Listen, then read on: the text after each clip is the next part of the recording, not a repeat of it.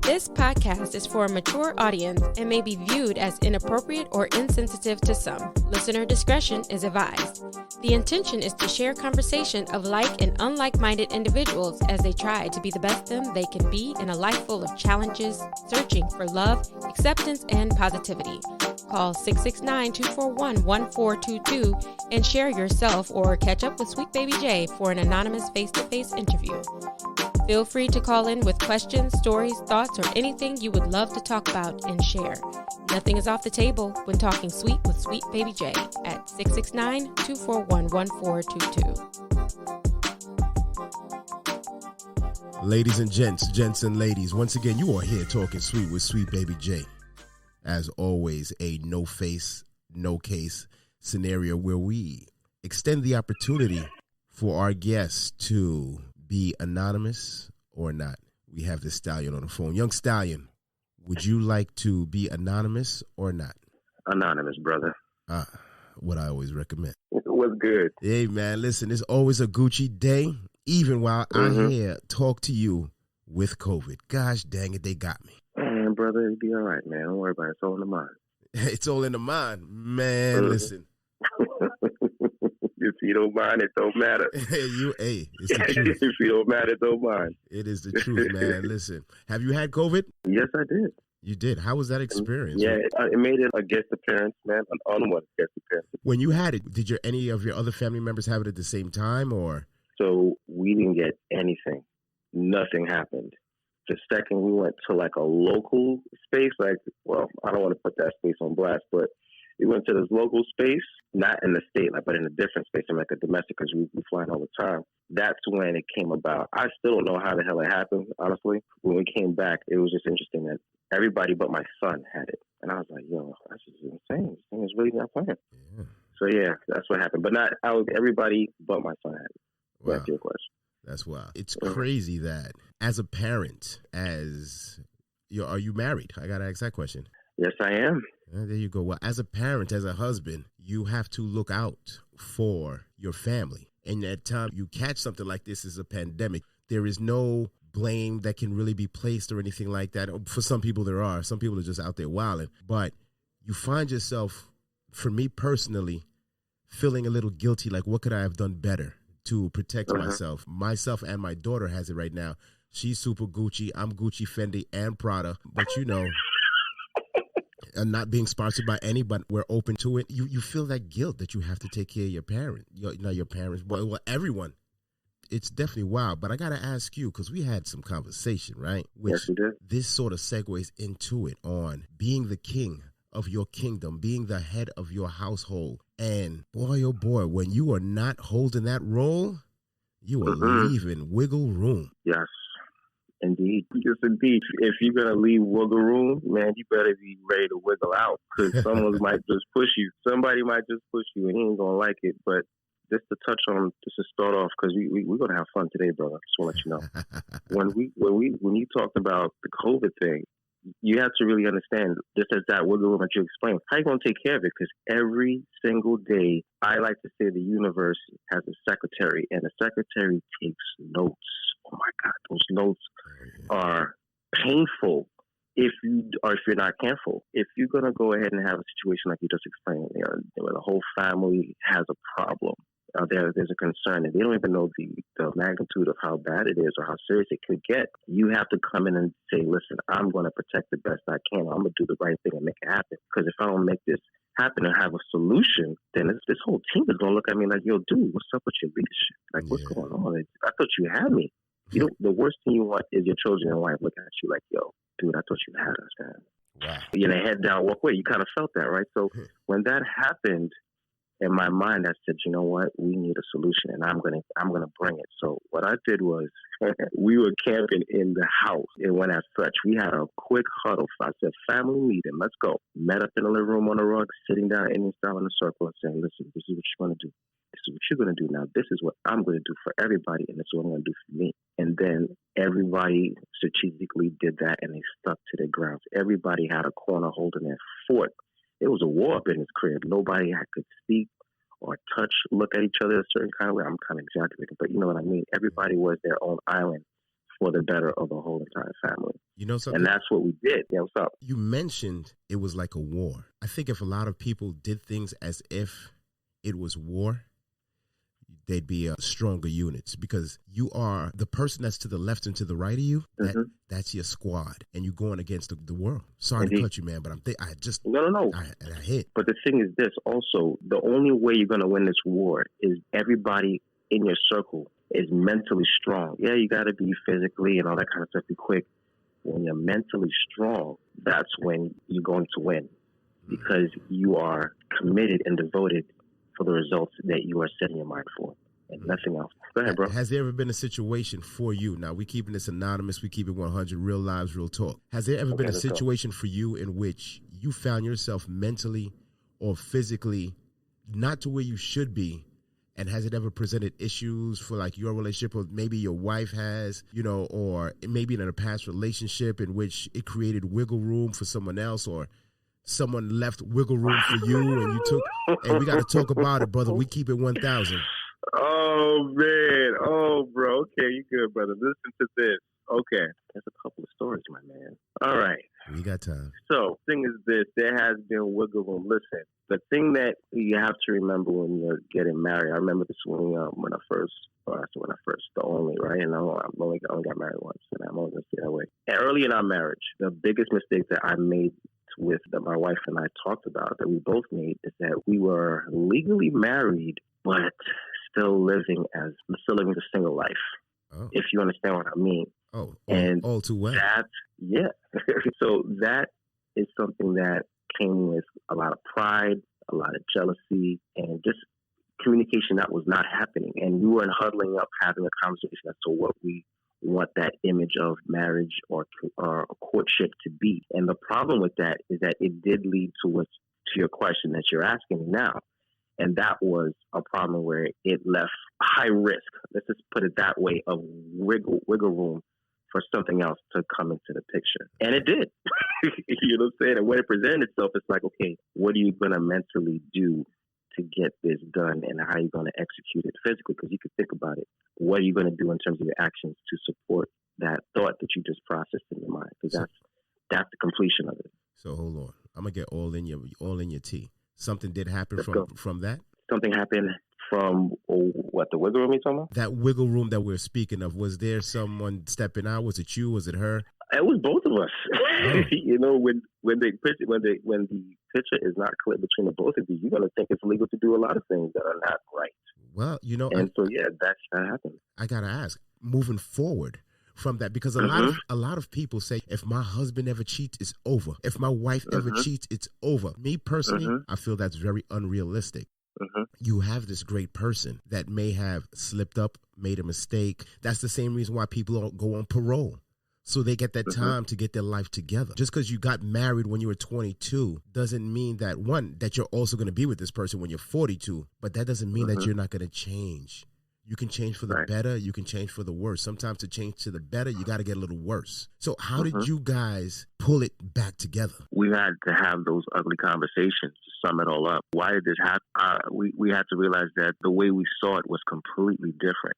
Because I know for a fact it wasn't just anyone cheating. That was the result of the reason why we might have felt uncomfortable, just not okay with what someone did. So the thing was that it was a lot of tit for tat. Like, I didn't like the way you put the dishes away. You kept doing it the same way, and so therefore I felt it was okay to do that. Now, of course, that's a bit radical, but I'm just saying that when these little things pile up, they explode into these very offensive actions where you're like, wow, I don't like this. So I can't be going out like no punk. And we were kids. We're going back and forth. Got married young, had kids, but we were still kids as adults. Sitting on the throne as kids. That's what we were doing. And we had to come out and be very straight up with each other and be like, you know what, this is what happened, this is what I did. But what was so messed up with it as time went on, we kept coming up with these conversations with intensive content that we were talking about with this tone of anger. Yeah. So it was hard for the person to listen to you. It was hard enough for the person to take you seriously. And, the sorries just wasn't enough. And it had to translate differently every time that we had an issue. Now, I'm not saying that it was an affair every time. It was like, I don't like those dishes. I mean, there was still some stuff on them dishes. Like, I want to punch you in the face. You know what I'm saying? Like, stuff like that. And we had to understand that communicating with each other was so dramatically different. And we both got tired of saying, yo, listen, we're just opposites. What the F does that mean? We what? Say that again? We're opposites. Ah, yeah. We're opposites. Like, what the hell does that mean? And we had to define that. We had to define marriage. You also have to appreciate that. Right.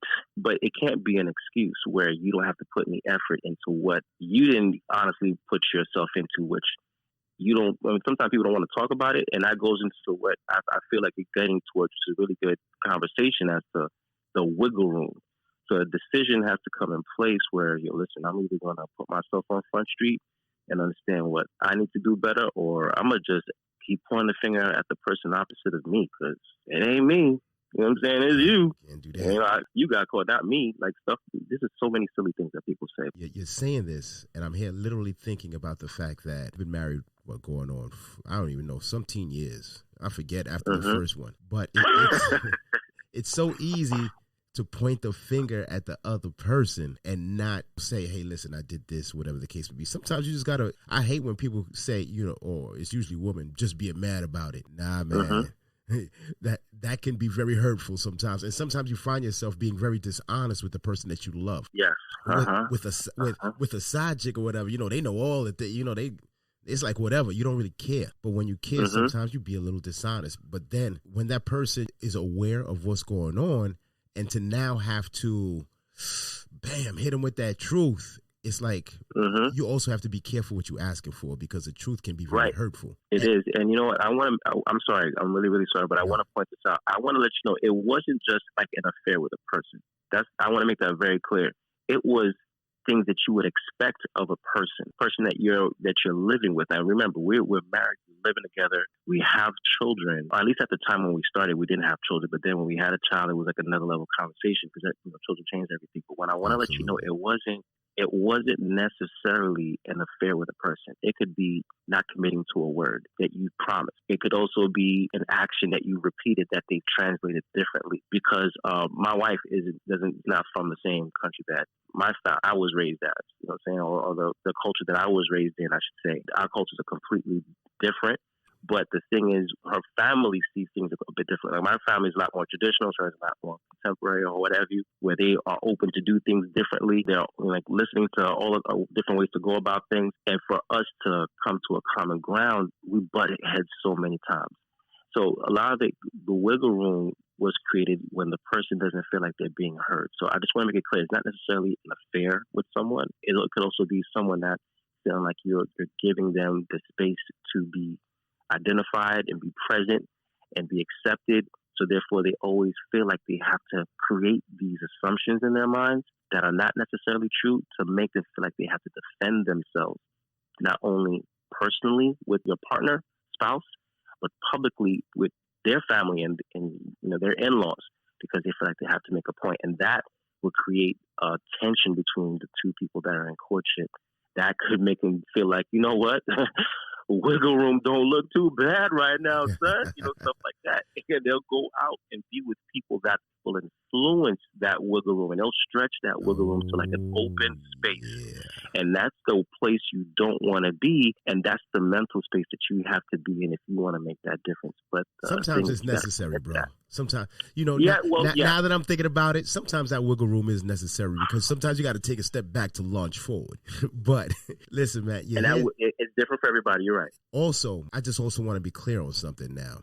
I'm not sure, because you haven't elaborated, but if you care to, we got an open floor. But when we're talking about this wiggle room, we're not just talking about physical affairs, because there's also mental affairs. There's emotional affairs. People get connected to other people when they're in a bad space often. So they can make it in a vulnerable space. Yeah, a very vulnerable space. That wiggle room can be created and people jump in. You can have someone that is having an emotional affair. Someone can have a physical affair. In all honesty, for me personally, I could more deal with a physical affair than an emotional affair. But you also have to know who you're dealing with. Some people are not getting physical unless there's an emotional attachment. And emotional attachment is a very deep wound, if you ask me. But go ahead, what you were saying. Yeah, brothers. I have a story that I'm going to share with you guys. And I'm not saying I'm proud of it, but this is what happened. That I totally support because I was going through an issue with my wife. And so I found someone that was supporting me emotionally. I mean, listen, I would stay after work.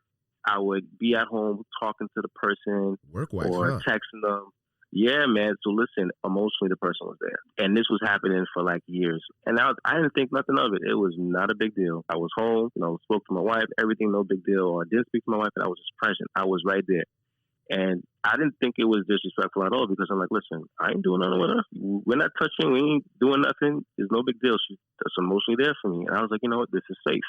But then as time went on, she was like, yo, listen, what's up with you talking to this person all the time? Like, what are you telling them? And then one time we got into this intense argument where something happened with something in the house, whatever. And I just went ahead and text the person like, yo, damn, this chick messed with me. Yo, what the hell's up with her? And then we started talking. And then she's like, why are you talking to this person so late? And that's where it went bad. Boom. And then somewhere in the point where she was like, yo, listen, are you doing something with this girl? I said, no, I'm not. Because I was being straight up with like, nah, ain't nothing going on.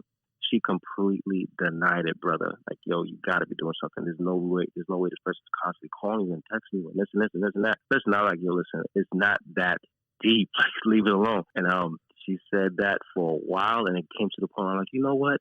F it. Boom. Then it happened. It happened. And then... You smashed it? Yes. Oh, shit. So wait, it happened. So you felt the pressure, like the accusation, and it was like, you know what? Might as well. Yeah.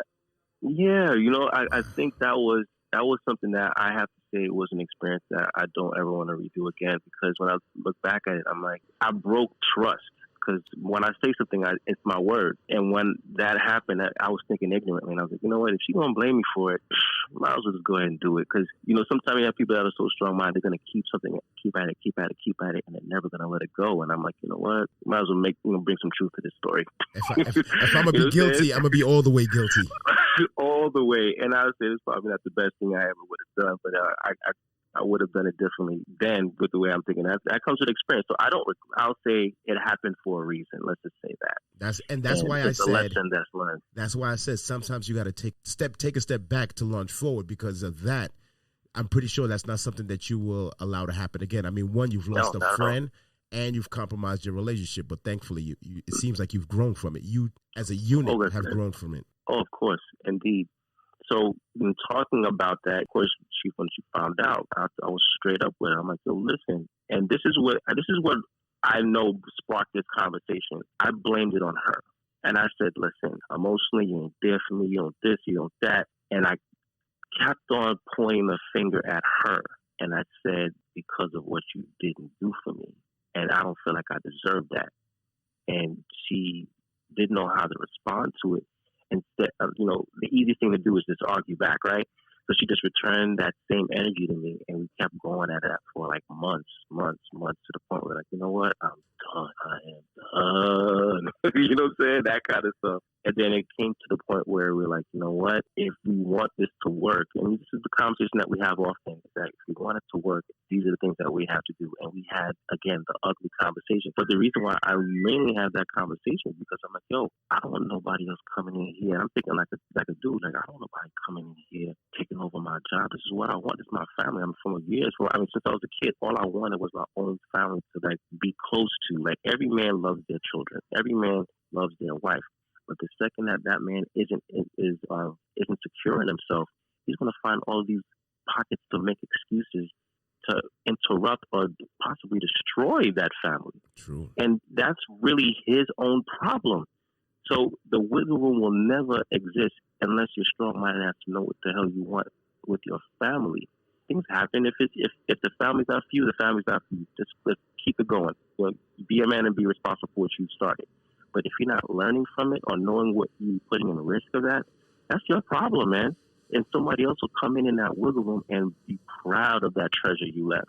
So if it's really not for you, it's not for you. But if you know you like, you know what, I love or I expect that family to still be there, you got to do what you have to do to protect it. Because if you don't, one way, you have to make it up a different way. And you got to really make that work. You know? And it sounds, I feel like I'm being vague, but it's really the truth. Because if you're not threatened by what happened as it being a problem, a present problem in the family, in your marriage, or yourself, you're giving that wiggle room a chance to grow and let somebody else come in. Because you will not like it if you open the door to your own house and your wife or your lady throws a blanket over the next dude in the same spot you was just sleeping in, and your kids are up there and looking at you like, who are you? You know what I'm saying? Like, you'd feel like, wow, this is my home, but it's not, because the actions and things that you said and done destroyed it. And that's a hard truth. And you can't point it at someone else if you're not willing to fix it.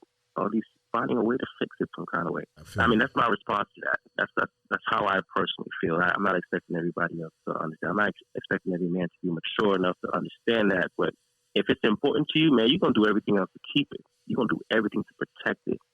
And that's the same way I felt when we talked about, something as like COVID. You want your family to be well. We're going to have to sacrifice something that's uncomfortable for all of us, because the bigger picture is we're going to win. And this is what we're going to do. That's our future selves are thanking us right now for the things that we're sacrificing to do, because we're building those habits. It's true. So that's what we have to understand in terms of our marriage within us first, because then it's a ripple effect. Our circles, our children, and everyone. It's something we really have to keep in mind. That starts with one person. I got a question, brother. When you did bring this to your wife's attention that you literally smashed the homie, what did you expect her response to be, and what was her response? I knew she was going to be upset. Oh, I knew really? She was gonna be upset. Yeah, I knew she was going to be upset. Let's be honest here. She caught me. All right, so she found the text. Whoa, she caught you? She caught you as in physically? Not in the act. Oh. Bro, it wasn't that crazy. No way. But she did see, like, the text messages. And you know what? There's a twist to the story. She knew of a girl, and I told her, man, I can't even tell you this. So the thing is, I told her that I want to be in a relationship. You told your wife that you want to be in a relationship with this girl? Yeah. I told her, I want both of y'all. That was the craziest thing. I listened to someone, and I presented something to her. Somebody set your ass up for failure. I don't know who you was listening to, but go ahead. Yeah, right? Yo, the craziest thing I ever done, man. Never do this. And so I went and I said, I want both of y'all. So for, a good 2 weeks, maybe a little longer. It wasn't that long. A good 2 weeks, I was sleeping in two different homes. And both of them knew each other, and both of them were talking to each other. Both of them were like in communication. Okay, he's with me now. Check in. He's here. Check in. Like, it was going back and forth. And in my mind, I'm like, wow, I can't believe this is happening. But what I didn't realize is that she was dying on the inside. She couldn't take it. She was fighting with herself to understand, hey, listen, I could deal with this serious situation, but I don't like it.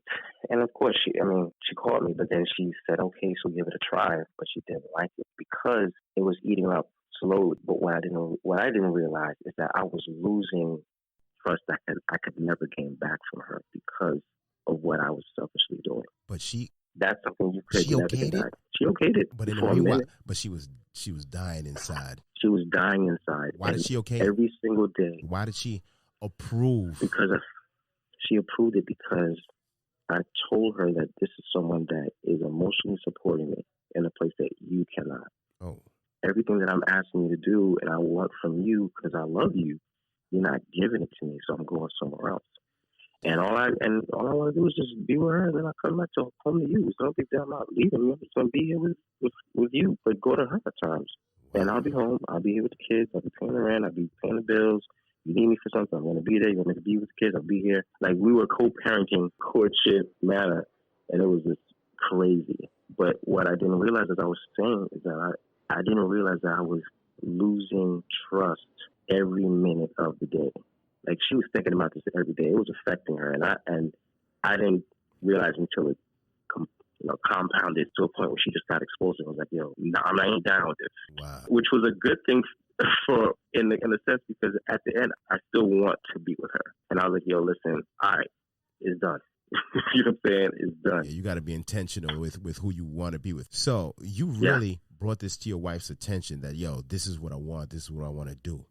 How would you have felt if she approached you with that same energy about another dude or another female? So this is the deal. So the tables did turn. And she agreed to be with some. She was like, I'm gonna. During the same time? It was a little after. Ooh, Yeah. I'll say probably a couple months after, almost a year later. Wow. But she was going out all the time. She was going out to parties. She was venting. Like I call it the venting stage. She was going out with the dress on, you know, Warren says, and she went out to parties with these folks that were in broken relationships, multiple kids. You know what I'm saying? I'm not knocking them, but that's just what they were. And she ended up sleeping with somebody else. She still hasn't admitted to this day, but I know she did. And she just did like what I thought was bad, she definitely made worse. And I was like, damn. Yeah. So she went ahead and did that. And listen, I mean, I fell into that typical dude stage, and I share this because I know whoever's hearing this, don't do this because you're making it worse. And if you don't want the wiggle room, don't start what I did because you don't want that for yourself. So what I did was I started following her because she would go out and come home like 5, 6 in the morning. She would hang out with friends, come home now. I'm like, yo, what? When you say you would follow her, as in physically follow her? I'm going to get to that. 1 second, brother. Oh, my God. So check this out. She would go out with friends, and she'd come home like 5, 6 in the morning. Even if it wasn't every day, it was like every other Saturday or one Saturday of the month. And I know some people listen to like it's no big deal, but I knew that's a big deal, player. So, but listen, I'm just opening it up. For me, it was a big deal. But the thing is that she did that, and she would not tell me where she was going. She'd be like, she'd get dressed and be like, I'm out, boom, left. I'm like, all right, I know this is after the apology of the doing, being with 2 women. And I was like, you know what? I'm going to listen to what you said, and I'm sorry. I realized I hurt your feelings. This is after that. And then we went ahead and we were like, all right, but I think we should separate. Okay. All right. So she would start going out with some dress on and go out with these friends and come late at night. And then I was like, yo, where were you? She would not tell me where she was. She'd probably say, and, I could understand her being upset. She's like, I don't need to tell you where I'm going. Oh. And as I do it, I'm like, the fuck do you mean me telling me where? She's like, what the hell you mean by I got to tell you where I'm going? So I'm like, I need to know where you're going. I would stay up, wait for her to come home. The whole typical movie scene thing, right? And so I would do my best not to argue her, as upset as I was, sleeping on the couch. And then she would then go again and say, I don't need to tell you where I'm going because I'm doing my own thing. I said, all right, fine. And then one day I picked up the iPad and I was like, find me. What an app. Dude, I saw where she was, and this one time I followed her. Dude, I looked at the address, and I Googled it. Lo and behold, brother, it was a hotel. Damn, son. How did it feel? It was 3 in the morning. How did it feel? It felt horrible. Yes, it's right to ask that. It felt horrible, but I was more upset. The fact that she didn't want to tell me where she was going because she's the kind of person that's like, yo, tell me the truth, and that's that. She chose not to do that. So that was one situation. The next was this. This is the dirty part. This is what really got me tight. Like I was about to punch this dude in the face. But then again, I thought about what I did. So listen to this. There you go. She went ahead and had allegedly texting nudes to someone that I would always see in family reunions that play cousin.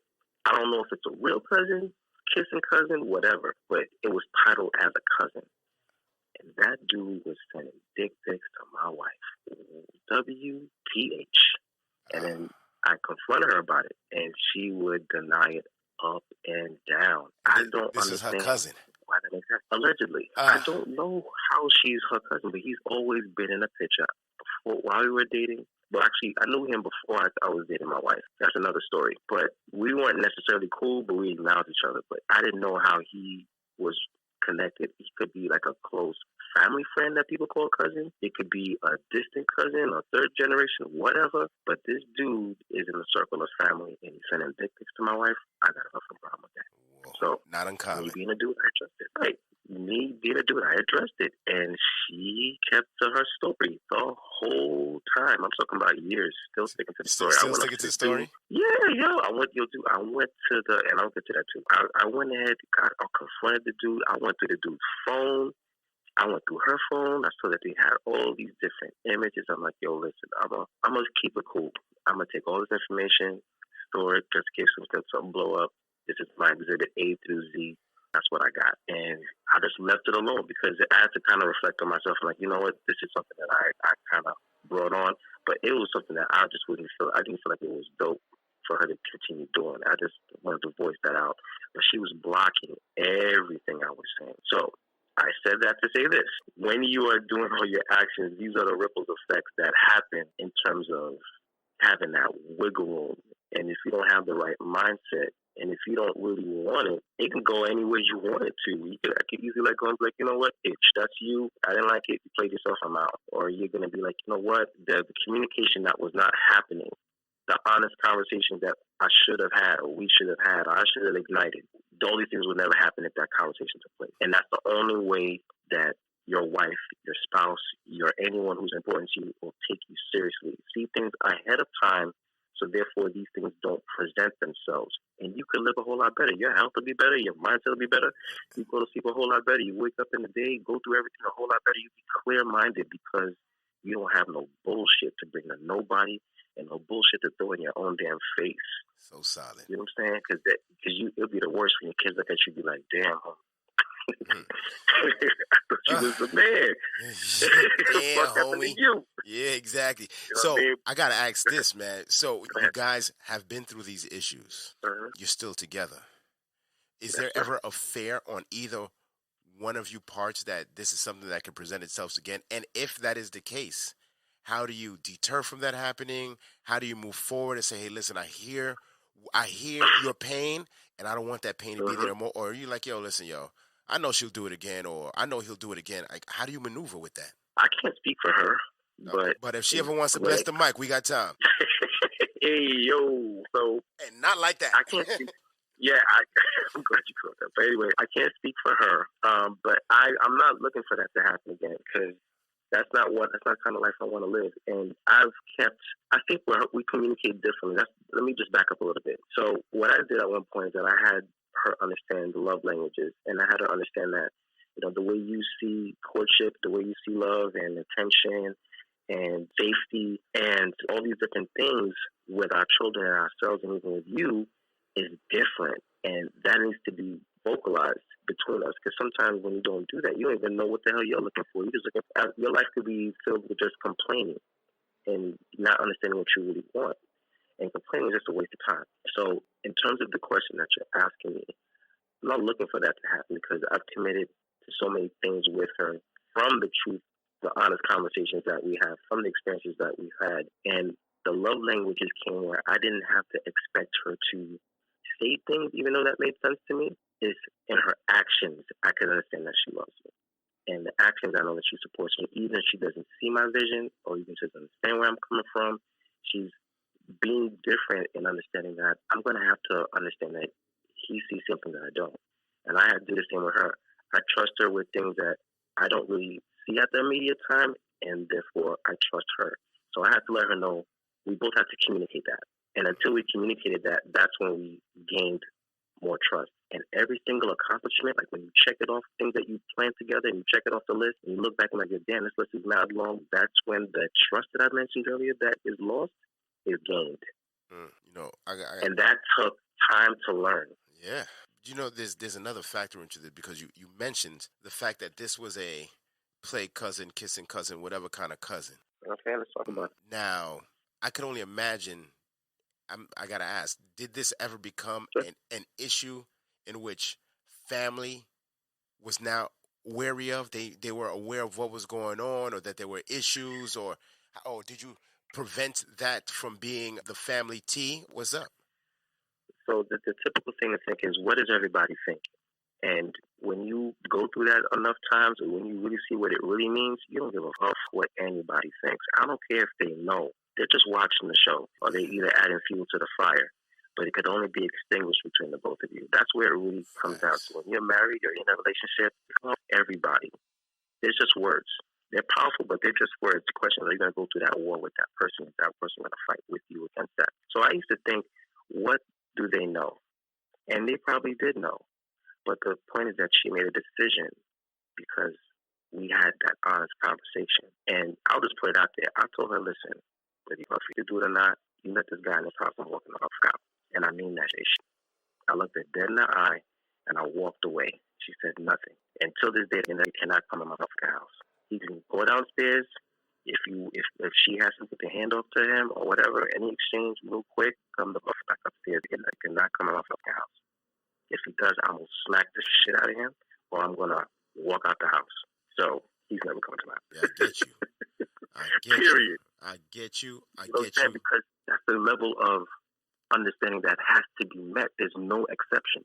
If you know that bothers me, if you know that's a problem, whether you did or didn't, it is a concern for me and my commitment to you. If that's a value to you, he will never walk or set foot in this house.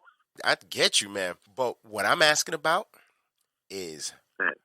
brothers, sisters, mothers, fathers, were they ever aware? Because sometimes family members get all in the mix. Sometimes they're not productive. They did, and that's what I'm saying. Couldn't fuel that kind of energy. I just had no room for that because it wasn't important. I'm not here to prove anything to them. My importance is my wife and my feelings and her feelings and our courtship and what we're building together. That's what's most important.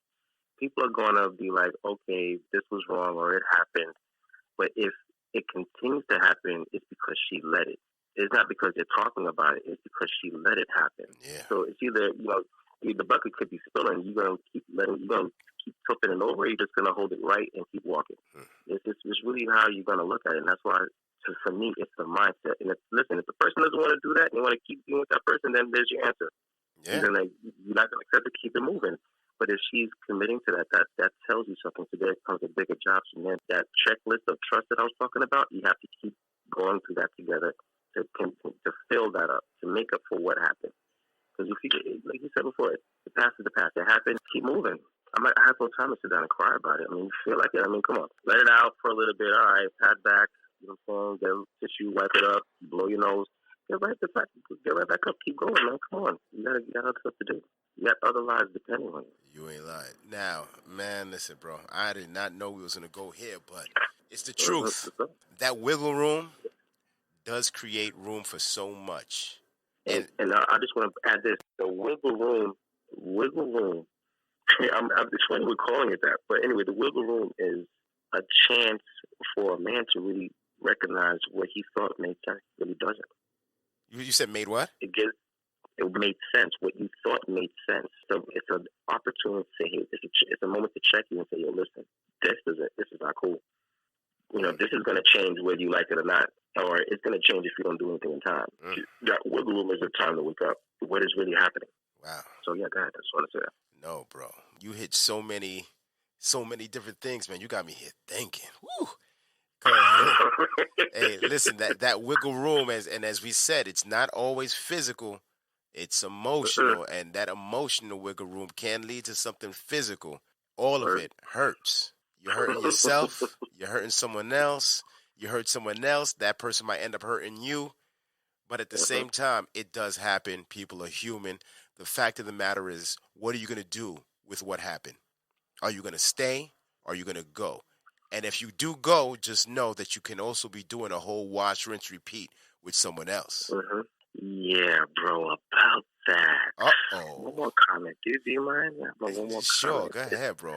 So what also brought truth to this, and I'm saying this to the people that are listening, is that, when they say when you have a daughter, you get to see things a lot differently, that is just true. What you heard, that's it is true. Because I started thinking about it. I'm like, I have a daughter. Do I want her living like this with somebody? And I was like, you know what? I looked at my wife, I looked at my mother-in-law, I looked at my sisters.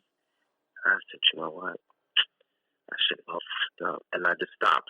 I ain't gonna front. I sat down in the crib. I was looking at my kids. I was looking at my wife. I was watching some corny movie that was on TV, and I had a book in my hand. I'm like, yo, that's just gotta stop, because someone raised a daughter to be someone's wife, and then for them to now go on with life believing that, listen, I want to continue in exploring life, being adventurous, and doing everything I want to do, but also strengthen myself internally, like reflecting on what's important to me and share that with someone.